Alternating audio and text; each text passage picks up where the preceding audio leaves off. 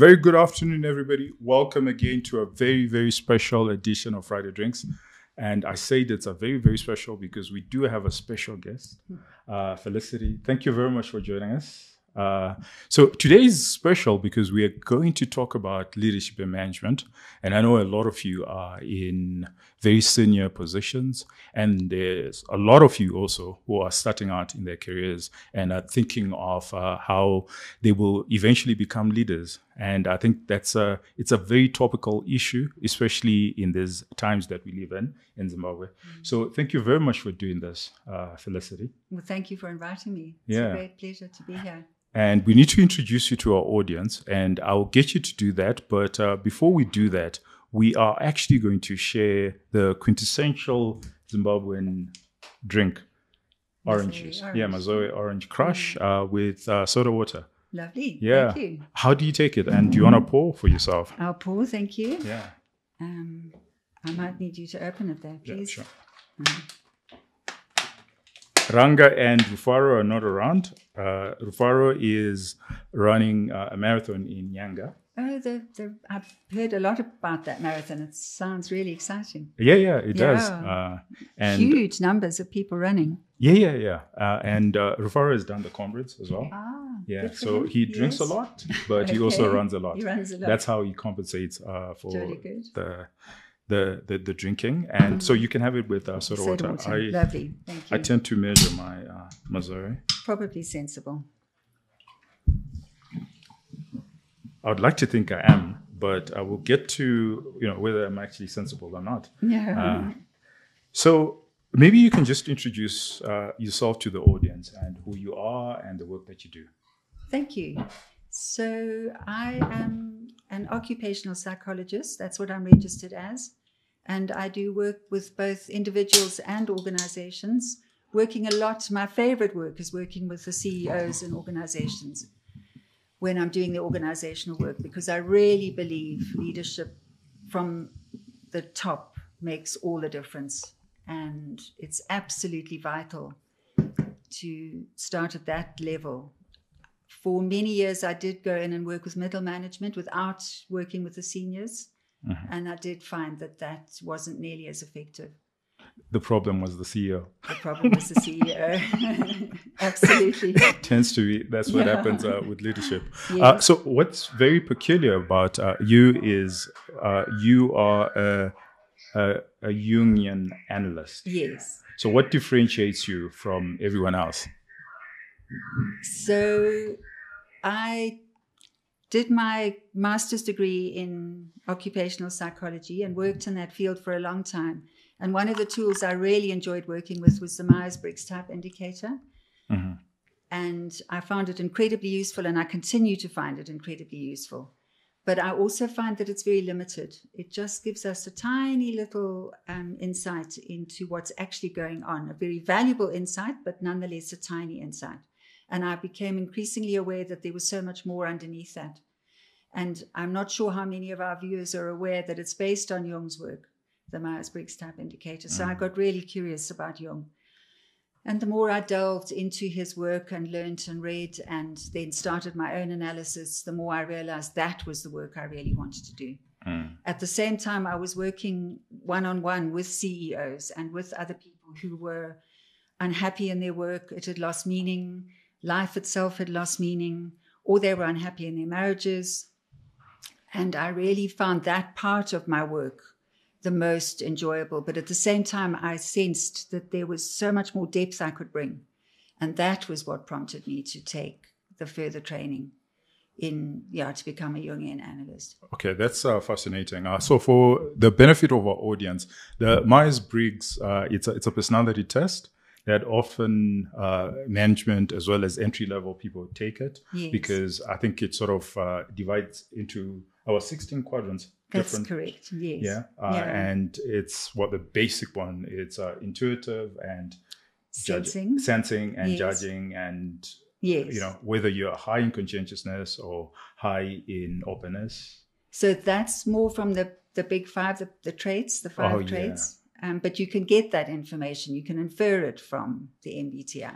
Okay. Yes, All right. Fantastic. yes, So yes. a lot of people, and I always encourage, especially students who are at A level, to Yes. actually take it because Yes. it gives them a good sense of who they are, Absolutely. and also what their career path should be, more or less. It helps really understand career paths, relationships. It's wonderful for relationships. Sometimes couples, when they're first getting engaged, come and have it done for both of them to see how they're going to. Is that not too late? Sometimes it is too late, but sometimes it can really help. And if you're entering a marriage or a relationship or a partnership or a business, it can be so helpful just to appreciate where everyone else is coming from. And so it can work in so many ways, as well as, going back to you recommending students take it. It's helpful because it gives insights into how we learn, the kind of information that we're naturally drawn to, what's going to be difficult, what we need from our lecturers or our teachers. Mm. Okay, fantastic. So let's start by just maybe understanding what depth psychology is, according to Carl Jung. And then let's tear it apart and then get into the weeds. Lovely, yes. So Jung was very influenced by Freud. And it was Freud was a little bit older than him. And Freud realized that we're more than just our cognitive functions and the little bit that we're consciously aware of. There's so much more informing how we feel, how we think, our behavior. But Freud was the one who recognized that a lot of that is happening in the unconscious. And Freud came up with the idea of a personal unconscious, where, according to Freud, we put information about ourselves that we're uncomfortable with for whatever reason. And it's like a repository for stuff that we're not happy with. Jung really resonated with that, and he did a lot of work on complexes. So he rigged people up, checked their heart rate, checked their skin, the electrical pulses and the moisture content, and just said a list of words, mother, father, tree, and saw how they responded. And then he repeated the words, and he asked them for associations, but he measured their responses. And what he found really did confirm the idea that words that we can think are neutral are nonetheless having a profound impact with us at another level of which we are not conscious. Okay. So when he's talking about the unconscious, that's what he's referring to. But then, unlike Freud, Jung went even further, and he came up with the idea of a collective unconscious, which is where he believed we're all connected. At the underlying level, all of humanity is connected. And that's the collective unconscious. And that's where we have the instincts and the archetypes. And on top of that is our personal unconscious, and then there's our personal conscious. Okay, just step back a bit. Yes. Could you just explain what is the conscious and the unconscious? Okay. What exactly does it mean? Okay. Our audience are like toddlers or 6-year-olds. Okay. They're economists and business people, and they don't understand They this have no language. idea. Yeah. Yes. I think what they hear is just we have mental health issues. Yes. But I think that it's important that we get into the weeds, the rabbit hole, Yes. and then we take it apart. So maybe just explain what the conscious state is and what the unconscious state actually is. Yeah. So I love the idea of a little baby. When a baby's born, it has no way of interacting with the world. It's in a sea of unconscious. And then slowly it builds up consciousness through something called the ego complex. So the ego is formed. It's a complex. But slowly it pushes up. And that ego consciousness has to have a way of taking in information and deciding about that information. And that's where the MBTI started, but I don't want to get too complicated. So these little babies are born in a sea of awareness, and you can picture a tiny baby that's just completely, But slowly it starts interacting with the world, and it starts having a way of seeing in the world and taking in information and making decisions about what to attend to. And it becomes conscious. And slowly over the first childhood years, that consciousness gets stronger and stronger and more developed. And yet, as the child is growing, it has to be socialized. As parents, we have to socialize our children. Otherwise, we're not doing them any favors. And through that socialization process, they come to be aware that they're parts of themselves that they're not allowed to show to the world. Yes. And it gets pushed down. And Freud's idea was a lot of that is repressed. Okay. And it has to be. But nonetheless, it still has an energy. And Jung believed it was so much more than just stuff that's repressed. It can be even things that we're frightened of because it's our gold. Our gold can also be there. Things that, that we might be frightened by. But anything about myself of which I'm uncomfortable ends up getting pushed into the unconscious. And if you think about unconscious, it's not accessible to conscious awareness. So we're not even aware of it. We're not even aware of it. And yet, what Jung really came to realize was how much it determined our behavior, our feelings, our actions, everything. Much the same way as a rudder on a boat determines where you end up. The material in the unconscious has the same effect. Okay. So Felicity, I'm going to say this back to you because that's the way I'm understanding it. Okay. And I'm sure that's how the audience also can then replay this and sort of understand. What you're saying is when you're born, you do have an identity, but what happens is because you're socialized into the world, you then develop an ego. Yes. And an ego is what interacts with people, and it's what we are conscious of. Yes. But it turns out that what we were born with still remains with us, but we sort of suppress it and repress it. And that's another thing that I want you to define for us. What is suppressed and what is repressed? Okay. Yeah, I haven't really. So some things we will absolutely block off so that there is no way it can bubble up. It's so scary that we put almost like a safe door. Okay. Whereas other stuff, it's just less, it can still have an impact on us. All right. Okay. So, and how it plays in the world is these are certain annoyances that we have or jealousies or things that how does it then play out in the world? So we all have what Jung called a shadow. So we've got our psyche. Jung talked about the psyche, and there's the ego, and then our personal unconscious and the collective unconscious, according to Jung. And then we all have, the bigger the ego, the bigger the shadow. So the brighter we shine, the darker the shadow is going to be. And interesting. Yes. So, and our shadow material, we have the invitation to. So the first half of life is all about establishing ourselves in the world.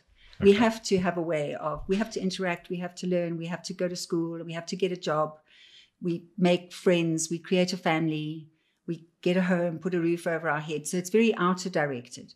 But midlife, a lot of people use the term midlife crisis, but it can equally well be an opportunity. And my favorite Jungian author, Hollis, says he was gifted with a depression at midlife because then it forced him to do something about it. And his perfect life, he was PhD, he was lecturing and had tenure at a university in America, married and children, and it, by all accounts, was absolutely perfect. And he got hit by this terrible depression. And that took him off to analysis, and then he changed his life and became a Jungian analyst. But he says he was gifted with that depression because he could have stayed trapped in the life that would have been too small for him. Too small, not from an ego perspective, but from the original self, the original acorn that wants to grow into the oak tree. He wasn't living in attunement or alignment with that.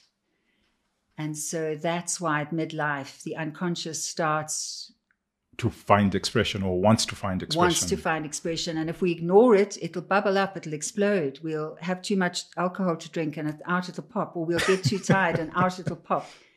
Or if we just ask our family, we might be charming when we're outside with friends and then we go home to our family and we're a nightmare to live with. And our shadow stuff is bubbling out. And we might even be unconscious of it. And yet, if we comfortable enough to ask the people we love most and are closest to, they might share with us some things that... Well, it's often very uncomfortable, right? Very uncomfortable, and yes. The space that we're in, we're essentially talking about our bosses. Yes. Right?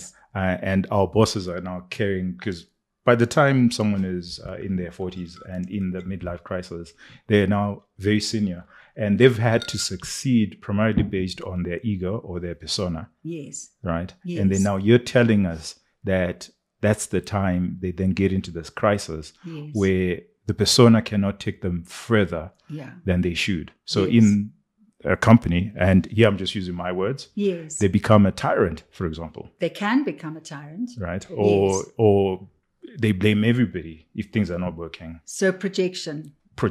Yes. Okay, so let's actually get into that. Yes. What is projection, and how does it play out, especially for our senior managers in these positions? So projection is one of the ways we displace this extra energy that's bubbling up from the unconscious. So I can't own it because it's too scary for me to own it. So I say, oh, no, it's not me, it's you. Or I blame somebody out there. So I'm okay, but you know what she did, or you know what he did, or what the politicians did, or we find someone to blame. So anyone who's different from us, we blame, we project our shadow onto somebody who's different from us. Okay. But in doing that, we're not then able to integrate it because we've offloaded it, but onto somebody else. So essentially you're saying that the things that I find revolting, I need to be very careful and aware of, because essentially that's part of my shadow trying to project itself. If we feel sort of like an energy and a real angriness about something, then we think, I wonder what's going on in me. Where is that happening in me? And then it can be a really, really useful exercise to find out what's bubbling underneath in me. So whilst I might not be a murderer, I might have murdered my dreams or somebody else's dreams. So we can be really angry about somebody who's done something as bad as murdering. And yes, maybe I would hopefully never murder anybody, but where in my life have I been a murderer? I might have murdered someone's dreams, or I might have murdered something of my own potential. So it's finding it in ourselves in some form. So it's excessive emotions. So often the presence of extra energy, when somebody's really worked up, often you can call it under the spell or under the grip of a complex. So that energy it's a little bit like, there are different analogies. Some people talk about hippos in the Zambezi River. And, if you row over a hippo and it erupts underneath you, the boat gets destabilized, there's chaos. And we all have what we call complexes, these little clusters of energy, because we have a history. So if, for example, I'm feeling very inadequate and very inferior because my older brother was brilliant and I wasn't, for example. Anytime anything happens that makes me feel that maybe I'm inferior, that hippo might erupt from the water and everything gets destabilized. You throw a tantrum. I throw a tantrum. And there's no point talking to somebody when they're throwing a tantrum because they can't even hear you. Okay. So, but I can recognize in myself, that extra energy, where did that come from? It's not from this instance now. It's not because Tinashe said something to me. It's from my history. So then I unpack it and I diffuse that landmine so that next time around, it's not quite so full of charge. And the next time around, it's less. And the next time, it's less. And then eventually I can laugh at myself. So again, in the workplaces, does this explain why certain people are more competitive than others? I think competitiveness is a natural trait. But it can... So it's always helpful to ask what's underlying it. If I'm competitive just because I'm naturally competitive, that can be really healthy. But if I'm competitive because my dad had a complex and it's now living out in my life. It's been passed down. Passed down. Then I've got to think, who am I, why am I wanting to get this? Who's it for? Is it for me, or is it to get my dad's approval, or is it to make my dad happy? So then that's when we've got to tease it out. So it's not straightforward. We can't just say it's this or it's that. Okay. So the workplace or the organization is a fascinating place because you're getting lots of people from different backgrounds into one space, into one community, which when you look and when you think about our history, that has never happened, where people of diverse backgrounds are all in one space. Usually a tribe, you've got some sort of common thread running. And then now you're being put in an organization. And in particular now, the particular epoch that we live under is where you have baby boomers right through to Gen Z. So 4 generations Yes. all operating in the same organization. Yes. I mean, that's chaos. That's Yes. typical chaos. So can you just walk through what that then means? Because there's a lot that's happening there, and there are a lot more complexes, I suppose. Absolutely. Yeah. Yes. I think, I love the idea always of being curious. And I think if we can always ask ourselves, am I curious now or am I wanting to be right? So if somebody, say a Gen Z is approaching somebody much older than them, if they can both have a healthy curiosity about where the other's coming from, and that immediately creates a bridge, which, if I'm defensive and I'm wanting to prove I'm right and I'm full of complexes, I'm going to go and very antagonistic and want to prove I'm right. But if I'm comfortable in my own skin and I'm curious, then there's a bridge that's opened up. And that idea of wanting to understand something from the other person's perspective, it's used a lot in conflict resolution. So just really being curious and trying to understand it from the other person's perspective. If there's time to do that, it can create such a rich field in which everybody can work more comfortably. And I don't know if that's enough of an answer. Yeah, because it's actually it's getting my mind and all over places. Yes. Which is interesting, which is great, because now we get into the rabbit hole. And this is a question I've always asked. I've always wanted to ask. Then how do we create a healthy workspace? Given all these dynamics, given people who don't necessarily share the same background. Yes. How do we then create a healthy workspace that is creative, that ensures that people can live out their full potential, and work harmoniously together. Yes. And also, if there are disagreements, it's okay to disagree, but it's a healthy disagreement. If we're arguing, it's perfectly fine, but it's still healthy. It's within the boundaries of being healthy. How do we ensure? Do you have ways in which you can help us? So this is why I like working with a CEO, because it starts with the CEO. Okay. So if you've got a CEO who's aware, who's conscious of all these concepts that we've spoken about, the fact that we have a persona, that we have a shadow, the fact that our ego some people's egos can be quite fragile, and yet it doesn't mean that they don't have something very valuable to bring to the organization, but they're going to maybe need a little bit gentler handling, or they're going to need to be cared for in a slightly different way. So having a CEO who's really aware of that and sensitive to that and respects and values everybody on the team, it's that respect and that valuing. I love that idea. I think it's Benjamin Zander who realized that as the conductor of an orchestra, he wasn't himself making a sound. He was getting the best out of every single one of his musicians. But a CEO is like that, if he can, depending on the size of the organization, a sort of mid to fairly large organization, the CEO would just be overseeing and bringing the best out of each person and getting them to play together harmoniously to make something beautiful. Wow. Okay.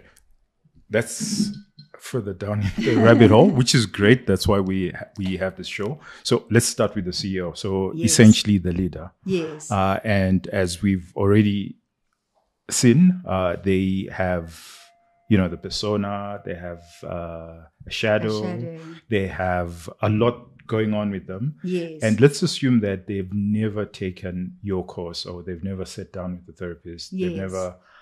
how do they start to just understand themselves and understand their unconscious state? Yes. So they're fully aware of their conscious state. Yes. How do they understand everything that's happening? Again, I think being curious, and then there are useful ways that we can bring into conscious awareness what is unconscious. So starting to look at dreams, their own dreams, their nighttime dreams. And our unconscious speaks to us through dreams. Also, our unconscious speaks to us through our emotions. So tuning into their own emotions and recognizing what their emotions are telling them, seeing their emotions as really valuable messengers, and being very curious about what the emotion is telling them and what's under the emotion, and starting to become aware of when an emotion arises, and if their instinct is to project it onto somebody else, starting to think, oh, I wonder if that's what I'm doing. Looking at their patterns, looking at our patterns.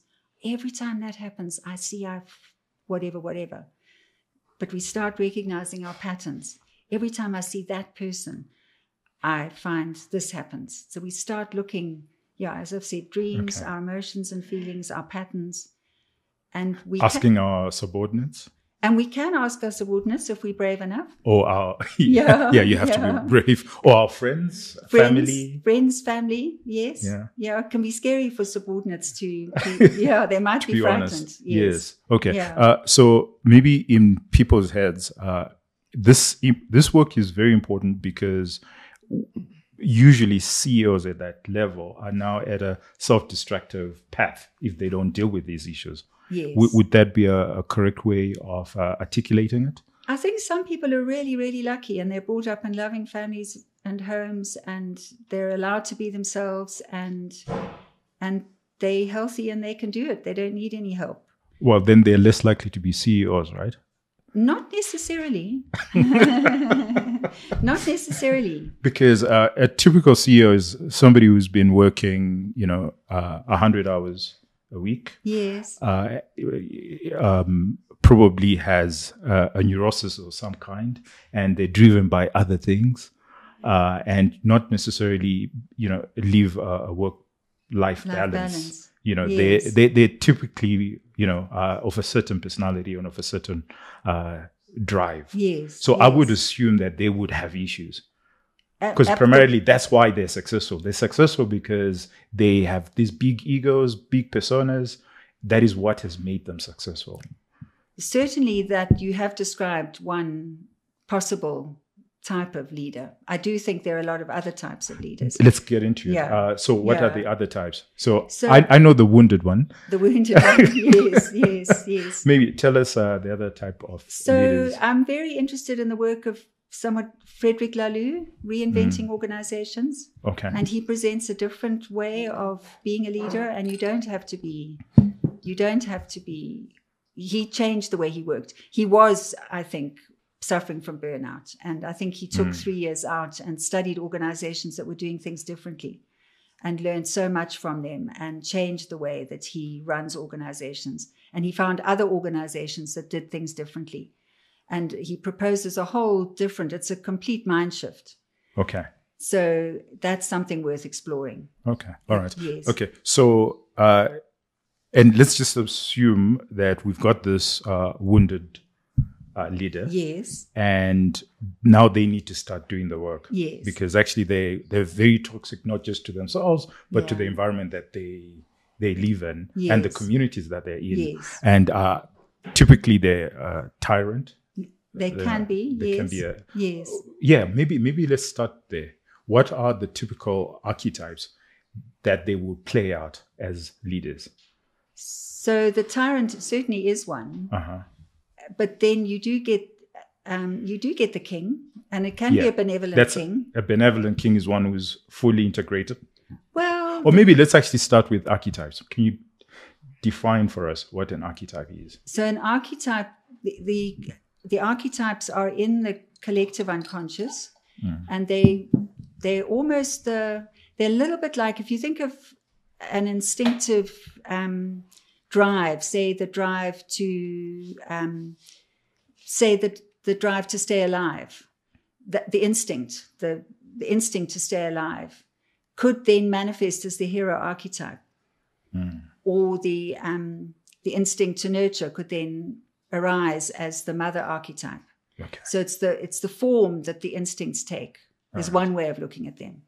But we all have access to all these archetypes in the collective unconscious. Okay. And sometimes certain ones of them play out in our lives. And if we can be conscious of the fact that they're playing out in our lives, the warrior might come forward when it's needed. And then the hero might come forward when it's needed. And the savior might come forward when it's needed. But if we get gripped by the archetype, it can be incredibly dangerous. If we have a savior archetype and we're gripped by it, then we can cause all sorts of destruction.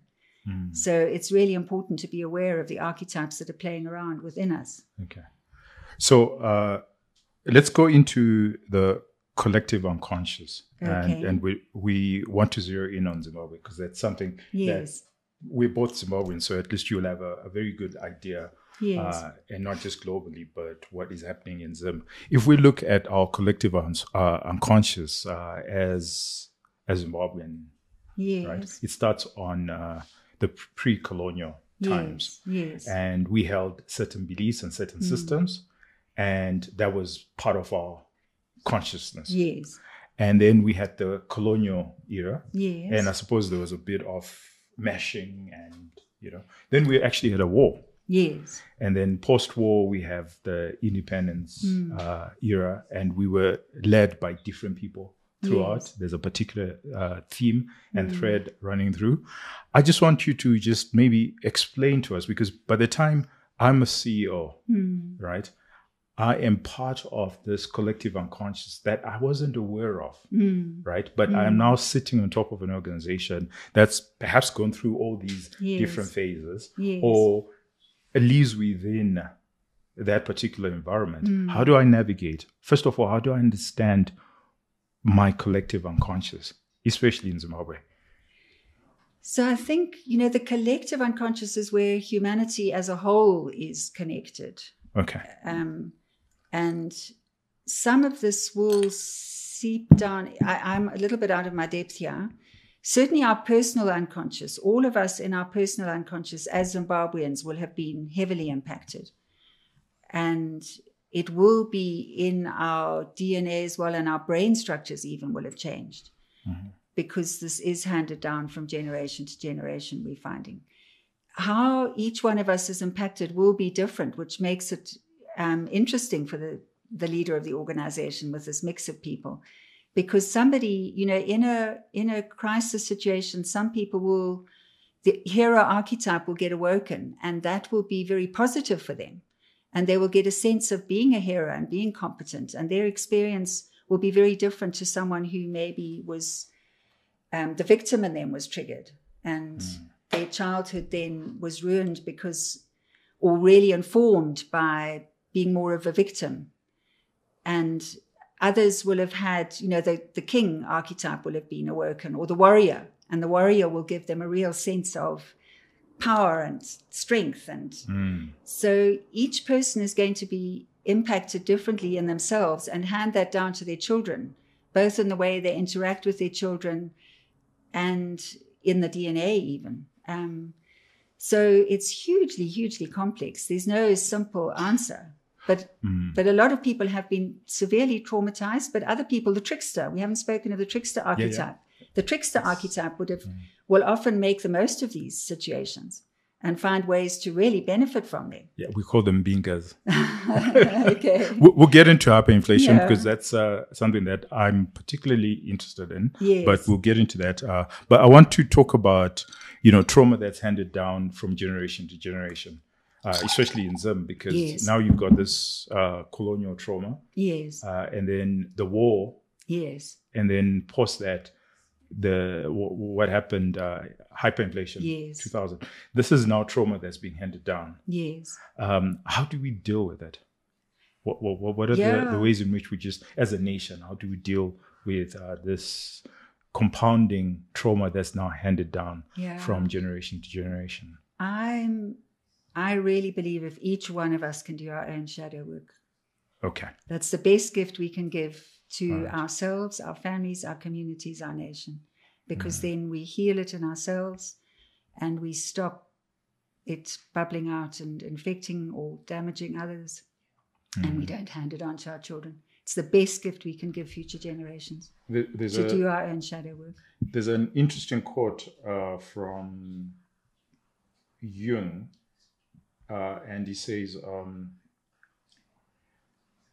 the best way, in fact, I'm trying to find it because I think it's a powerful quotation about the best thing that you could ever do for your kids is to leave out. The greatest burden on a child is the unlived life of the parent. Exactly. There you go. Yes.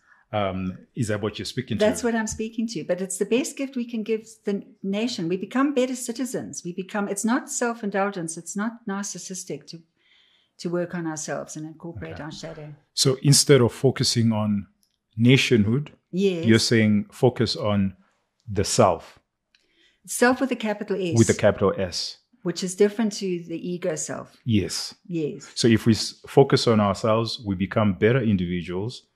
Therefore, naturally, society becomes better. When I say focus on ourselves, I mean do the hard work, integrate our shadow material. So it's not, it's very different to an egocentric, it's not an ego-based thing at all. It's what I love is the idea. I haven't really explained the self with a capital S, but Please it was do. Jung's idea that we all have, the self is it's almost the totality of everything that we are. And if the ego can work in service to the self, then, so the ego is the servant, not the master. So we almost step aside and work in service to something larger. Then everybody benefits. But it's a very difficult concept to grasp. But what's exciting to me is that brain research is showing that this is probably there's brain research that's confirming that this is a very wise way of being in the world. And I think it's probably what I mentioned to you earlier about speaking to the economist in Matabeleland. Yes. Who said that he was troubled by the fact that his grandfather was so conscious that it's the spiritual world is more important than the material world. And I was so interested in that because the self is connecting us more to something larger than ourselves. It's through the self. It's like being connected to the ocean. Yes. We're the little wave on the ocean, or the wave on the ocean, and the self, we connected to the self, to the ground of our being. And when we're working in service to that, then okay. I'm not explaining it very well, I don't think. No, you are. And maybe let me actually zero in on what is current, especially for me. Yes. Because as an economist, I've tried to explain hyperinflation. Yes. Especially for people who've never experienced hyperinflation. And it's always bewildering to the world. Like, okay, you guys continuously, this repetitive behavior, you're continuously getting into hyperinflation. Why are you getting into hyperinflation continuously? Why is the currency continuously every 5 years? Why is it losing value? And I've searched and searched for an economic answer. Yes. And the best I can get is probably it's not economics. It has to do with us as a nation.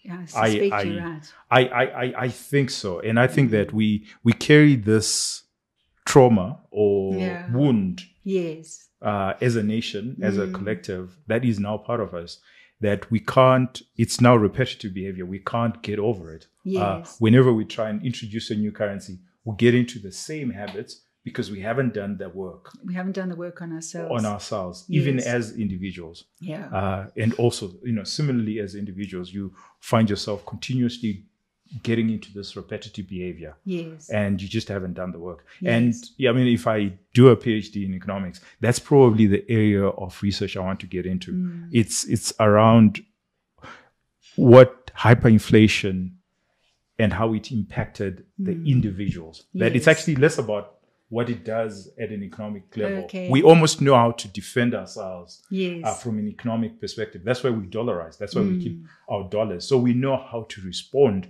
to it from a conscious perspective. Yes. But nobody has gotten into what does it mean in our conscious state, because it has had a huge impact. And what I'm afraid of is that we are more likely to hand over that trauma to our children. Absolutely. That's number one. Yes. And then the second thing is, when we run away from it, as the diasporans do, they think they're running away from it, and they look at us and they think, oh, you guys, you're still suffering from that. And they don't realize that they crossed the border with the same trauma. And wherever they are living it. Yes. I've said it a lot. Yeah. So, Yeah. let me hear your thoughts on this and what you think. I was very strongly influenced by a wonderful book called The Soul of Money. And I resonated so strongly with that. Somebody decided she wanted to. Am I allowed to mention people's names? Yes. Lynn Twist. She's an incredible woman who was very lucky to be in a position of being in the computer industry just when they first started and made a lot of money. And she thought, world hunger, it's simple. You just give food to where the people are. It's easy. And then she realized it was so much more complex than that. But early on in her fundraising for World Hunger, she was asked to fly to a CEO of a big company, see the CEO of a big company to get a big check for I don't know how many thousands of dollars. And she put it in her briefcase, which she bought because she needed to look the part, and then had to fly back to Harlem, back to speak to some women in Harlem who'd spent the week ironing. And she talked to them about World Hunger. And one woman said, I earned this amount of money from ironing clothes, and I earned this from washing. And somebody said, I earned this. And they put in $20 and $60 and $40 and whatever. And that evening, Lynn Twist went back and mailed the check for $60,000 or however much it was back to the company, because it didn't come with the right energy. Whereas the energy of these other women's donations was completely different. And that embodied the heart of the organization that she was working for. But when that man retired, when that CEO left, from his own severance package, he mailed her a check for even more. Oh, wow. Because he believed that what she was doing was so, the way she'd done it spoke to him, and he recognized he was trying to buy, the company was trying to buy their name, and that was not what she wanted to be a part of. But when he sent her money from his own personal account, it came from a very different place.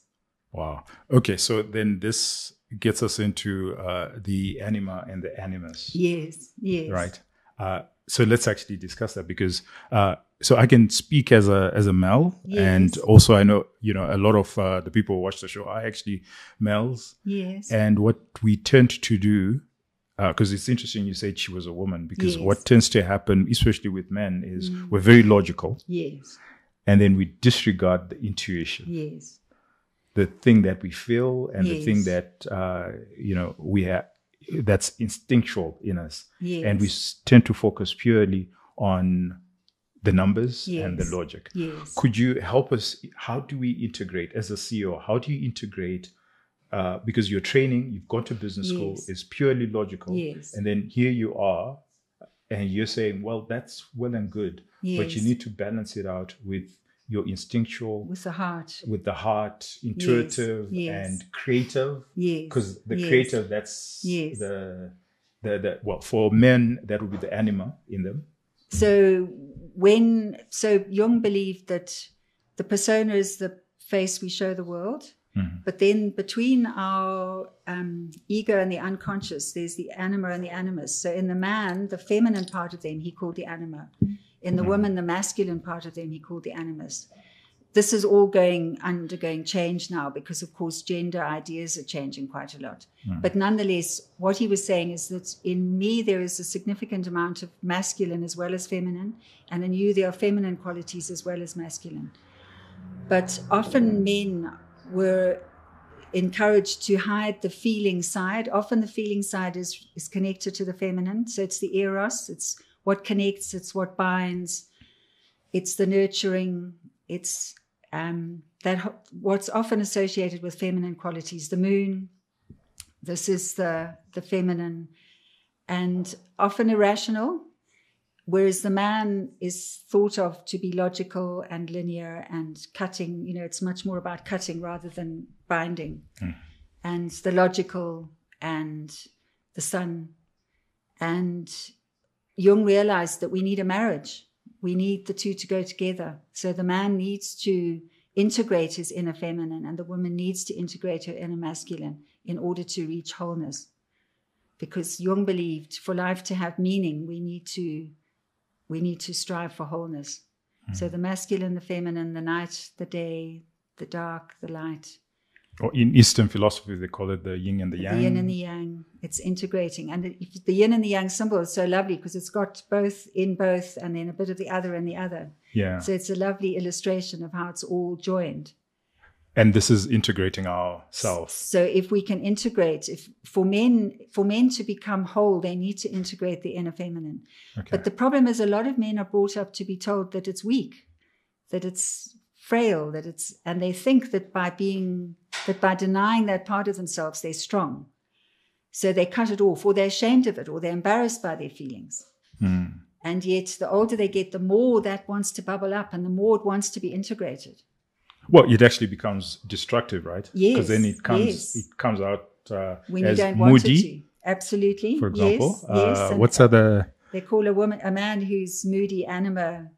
Yes. Yeah, I read somewhere about that. Yeah. Yes. Or there's another way in which it then expresses itself because it's not fully integrated. Because it's not being integrated. Yeah. Absolutely. Avoidant personalities, I think. So it could well be. I'm not sure. There's think about that. Okay, all right. But I guess where I was coming from, especially in organization, it's tapping into the creative, the innovative part of who we are, because the logic is not creative. So the logic is logical. Yeah, it's like a knife. It cuts, it separates. Exactly. But integrating your shadow, so any shadow work you do immediately releases a lot of creative energy. And there's a lot of gold in the shadow. It's not evil. Yes. And then the more whole you become, so the more you integrate your feminine side, that will definitely release more creativity as well. And you will have more energy, because it requires a lot of energy to keep stuff locked in the unconscious. And once it's no longer needing to be kept at bay, that energy then becomes accessible, and with it the creativity. Well, and the usual obvious one, it's when our mothers, our wives, and our daughters then say to us, "But we told you." Yes, that guy was a trickster. Yes, absolutely. We told you your friend was a trickster. Yes. But it's because they were not logical. They couldn't explain it logically why I shouldn't be friends with X. If they explained it logically, I would have understood. But maybe it's because I'm not fully integrated to actually have that intuitive and instinctual sense to know, to get into an environment and feel. A lot of men have the intuitive function. So on the MBTI, the way we take in information can be using our senses primarily, or using intuition, which is that hunch that, and men and women equally can have that strength. Okay. So it's not to say that men aren't intuitive, but they might use their logical, rational minds to distrust it. Yes. So because we are unbalanced. So it's learning to trust it. It's learning to say, what's this saying to me now? Okay, maybe I should listen to it. Is that also then useful in having relations with a partner, with a female partner? Yes. Because then we get into this repetitive and vicious cycles where we get the wrong partners, continuously getting the wrong partners. Yes. Because we haven't fully integrated the anima in us. So that could be one of the contributing factors. There's so many things that impact who we fall in love with and how we end up with somebody. But as you've said, often they can be, we repeat the same pattern over and over again. Maybe explain to our audience, how do we fall in love? What's the best way of actually falling in love and integrating ourselves, or someone who would actually be useful in our integration, the other when they meet? What's the best way of going about it? I love the way you said that, somebody who could actually be useful. I know what you meant, but it sounded so rational. Whereas I'm coming from the heart. We fall in love and there's nothing we can do about it. But it is a projection. And and then once the projection wears off, so we fall in love with somebody and we project. So we do project the for example, I would project the masculine, the animus. A man would project the anima onto somebody else. And if the anima is very undeveloped, the older the man gets, if his anima is very young, he's going to start falling in love with younger and younger. And so that's an interest. Because often you find men who are in their 60s, 70s dating girls in their 20s. What's wrong with that? If you can have a meaningful relationship with somebody when the difference is anything's possible. All right. So they have a complex, and the girl also equally has a complex. But if they've developed their own emotional, feeling, feminine side, if it's as mature as their masculine side, they're going to fall in love with somebody similar age to them, probably. Okay. I'm making huge generalizations now. Yeah. But we project. That's why it's Friday Drinks. We can. Lovely. We're allowed to. Yeah. So we project onto somebody. We fall in love with them. We think they're the best thing that's ever happened. And our heart pounds and everything is extraordinarily exciting. Then we start realizing that that person isn't who we thought they were, because we've withdrawn our own projection. So I've literally, if you think of a projector, it projects onto somebody else. And we interact with that person as though they are the projection. But they're not. They're a human being. And as the projection, the real life human being doesn't live up to the projection. It behaves in a different way. And then we say, but you've changed. But they haven't changed. They're just the real life human being. So then the real interesting and really meaningful and exciting stage happens, where you can now build a real relationship with a real human being. You withdraw your projection, they withdraw their projection, and you've got two real human beings who have the opportunity to build a real meaningful relationship that's mutually supportive. Wow, that's powerful. So let me see, because I'm trying to digest this. So it could be maybe if you are young or old or wherever you are in life and you're starting to date. Yes. That probably the best thing is to first understand yourself. Yeah. And make sure that you understand the anima or the animus if you're a woman. Understand that and ensure that you're not projecting that whenever you see people. It's going to be very difficult to do that. Okay, so can you give us a good way of doing it? It's just fall in love with as many people as possible and figure it out. I think learning to communicate, learning to own one's own emotions, and I think communication is a huge key in making the relationship work or not work, or helping you realize early on where it's a projection and where it's the real other person. You know, this just getting to know ourselves, getting to know our own animus, it's a lifetime's journey. But we'll start becoming more and more aware of our patterns. If we reflect, if we look at the role we played in, if we ask, there's a wonderful question Jung recommended or suggested we ask, you know, if we say, who am I that this is happening to me? And if you really let that question land, it's incredibly powerful and incredibly helpful, because it's who am I that this is happening to me? What is it that I'm doing over and over again? Or what are the kind of people that I'm attracting? Or what is the energy that I'm sending out there? Who is it that I am that this is happening to me? Wow. Okay. And it's so if you start seeing yourself that you keep being drawn to those same unreliable other people, or you start seeing that I keep being drawn. You might be drawn to somebody who you think is going to, for example, for a man, to a woman who you think will play the mother in your life, who will carry on mothering you. When in fact, a devouring mother, and stops you growing up. And then you get claustrophobic, but you chose that person because you wanted that. But then you outgrow it and you get frustrated. And then if you have the kind of relationship where you can explore that together and recognize that that's not serving either of you, then there's a potential to make the relationship meaningful at a different level, where you can both grow equally. Wow. You've already spoken to another critical thing, which is the inner child. Yes. Could you just explain that concept? And also then how do we go about doing the inner child work? I find the inner child so helpful, and I found it so helpful at work.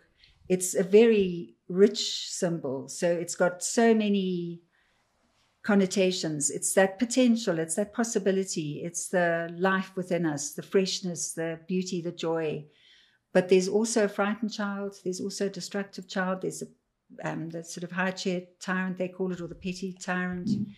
But I find where it's really helpful using that archetype, but I use it I muddle up my metaphors, as it were, but the transactional analysis, parent, adult, child, in an organizational setting, I find so helpful. Because if you've got a leader or a manager or a boss who acts as the parent, he's going to find that all his employees are children. And do we really want children at work, or do we want adults? And if we want adults at work, then it's really helpful to find our adults and speak to the adults and then. And if we see the child coming out, which sometimes we do, to stay in the adult, or sometimes the nurturing parent can be really helpful. Sometimes something terrible has happened and someone needs a nurturing parent.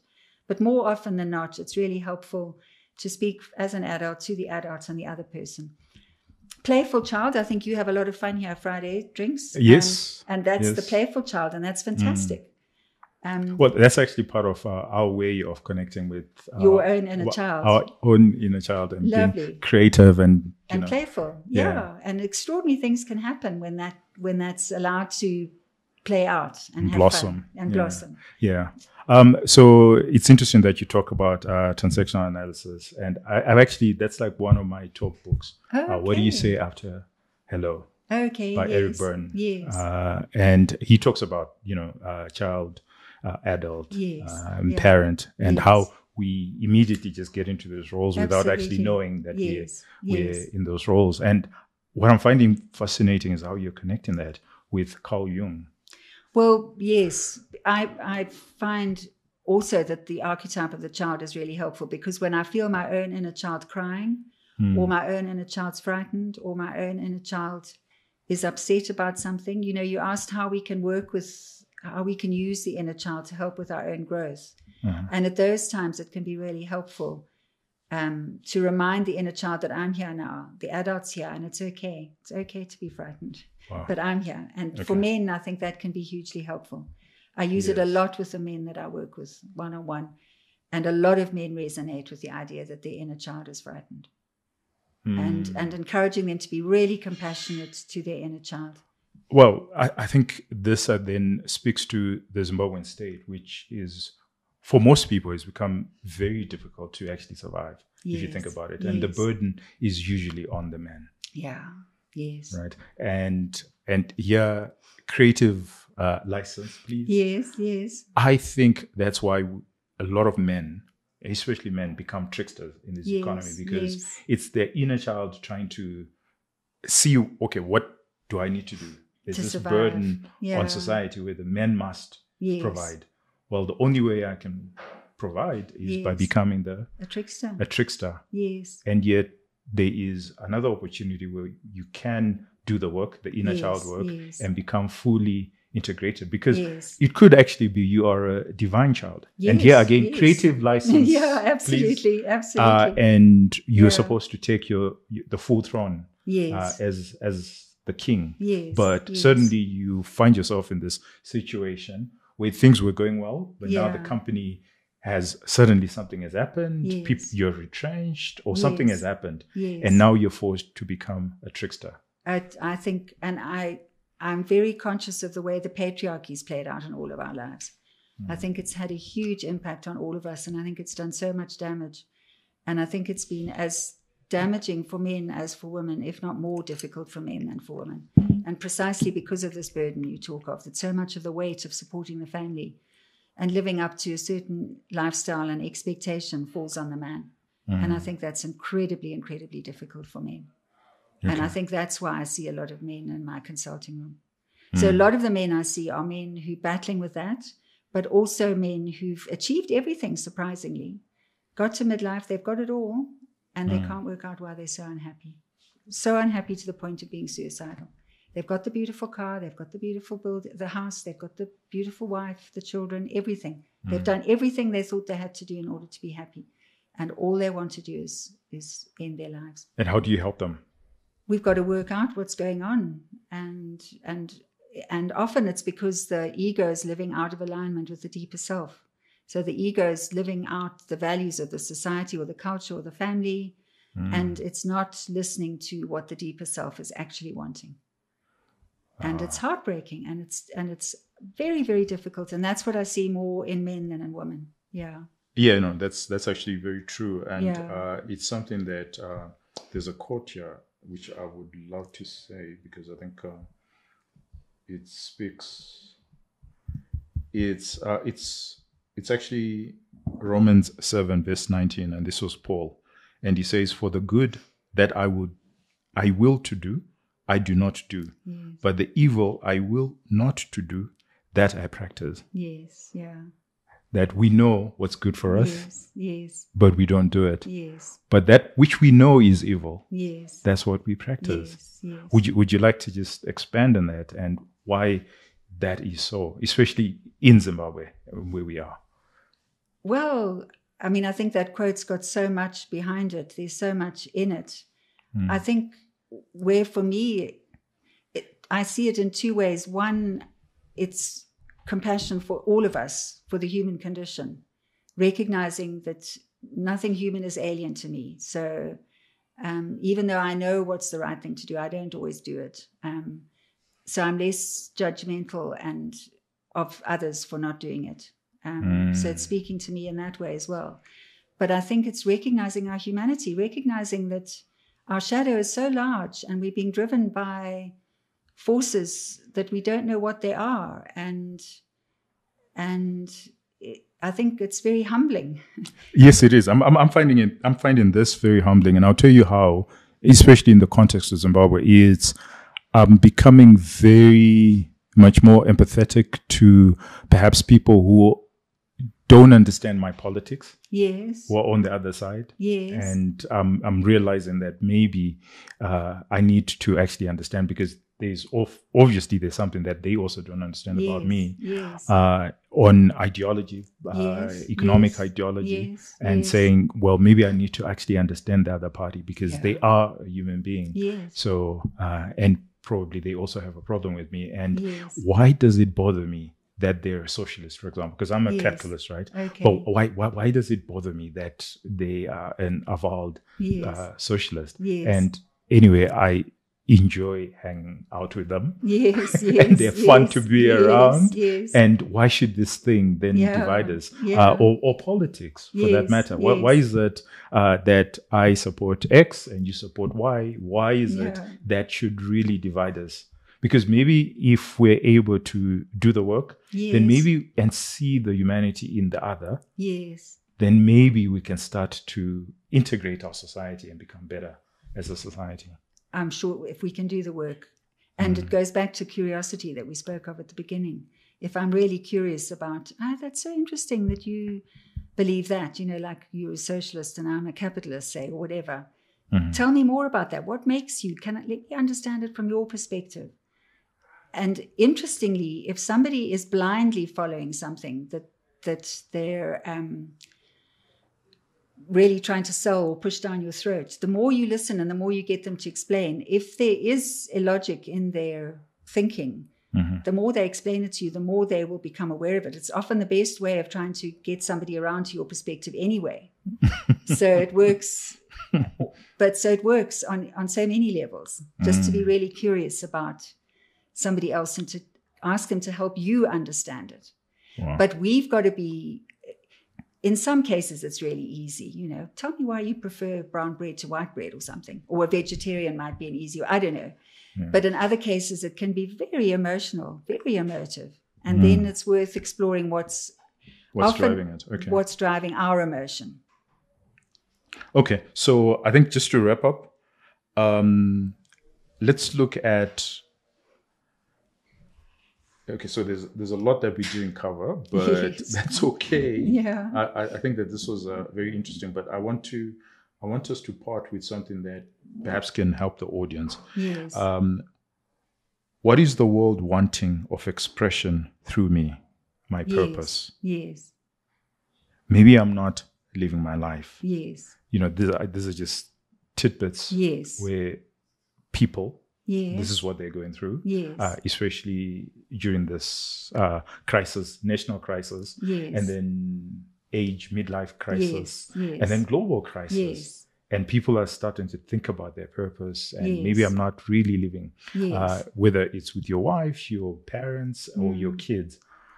Could you leave us with something that they can start with immediately? What can they do? So to be curious, again, that keeps coming back, doesn't it? And to start being aware of when they're working in service to somebody else's agenda rather than their own agenda can be hugely helpful. Starting to recognize when we... And when you say agenda, you mean the self, the big S, my agenda. So often, the case I come across quite often is parents are desperate for their children to be doctors or lawyers. And so they go out there and they become a doctor or a lawyer or whatever it is, an engineer. Mm-hmm. And they get it. And then they're working to make they're keeping their parent happy, but they're not doing what they wanted to do. Maybe they wanted to be a musician or an artist or something that wasn't considered socially acceptable in their family. And so recognizing, but often that's happening unconsciously. We don't even know that we're desperate to please the grandpa that we adored, or we're desperate to please, we're wanting to get somebody's approval. So starting to be aware of that, starting to be aware when we say things that aren't true is a really useful, trying to speak our truth, but in a way that's really thoughtful and I've got to say that with such caution, being aware of when we're not telling the truth might be a better way of starting. And the person we lie to the most is ourselves. And so maybe that's a good way to start. Okay. But we don't want to alienate. I'm not saying go out there and just speak your truth, because that can alienate so many people and cause mayhem. True. But being aware ourselves of when we're not speaking our truth, when we're living out of alignment. Well, that's something that Jordan Peterson actually talks about. Yes. And the logic in me, it really resonated because I'm very logical. Yes. So it really resonated because he had so much truth in it. This is what he said. The reason why you need to tell the truth is because if you continuously lie, your perception of the world is distorted. Yes. Your own self-perception of the world becomes greatly distorted. Yes. Yet, by just telling the truth, it's not for the next person, but it's just so that the eyes and the prism in which you view the world, it's clear without any distortion. Okay. And that immediately helps you in navigating. Yes. So it's interesting that you say that as well. Yes. Just start by just telling the truth. But as I say, you can't always just say the truth, but at least to be aware of when you're lying and why and what your motive is.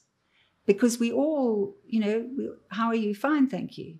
Already that's, and when is it helpful to say something different, and when is it not helpful? But to be conscious of when we're living out of alignment with our truth. Not in a moralistic way. I'm talking more about the way Martha Beck uses it in the way of integrity. We wouldn't fly in a plane that was unstructurally sound. So we want to have that structural integrity where our ego is living in alignment with ourself, the deeper self. And that other quote that you gave about what wants to come into life through me. Yeah. If we constantly denying that by living somebody else's life or saying we like something when we don't like it, or the little truths, to get back to our own path can be very helpful to start tuning into when we are living in alignment with our truth. Wow. Yeah. Felicity, this was brilliant. We didn't cover, there's a bit that we didn't cover, especially the spiritual stuff, which I would love for us to go, because we've got different religions, and I just wanted us to also go into that, especially the divine, because the divine does affect us. Yes, absolutely. And it's an important maybe we can have a part 2 later on. But this was fun. Thank you. It's been very interesting for me. Very interesting. And the audience, please, if you've got questions or anything, or if you found this interesting, especially in becoming a leader or in working with other people or doing business with other people, I certainly learned a lot. And I think that it's a life journey. It's a life journey. Yeah. And I think us, because we are hard in economics, us inviting you here, it's our way of saying we're also open to learning. Wonderful.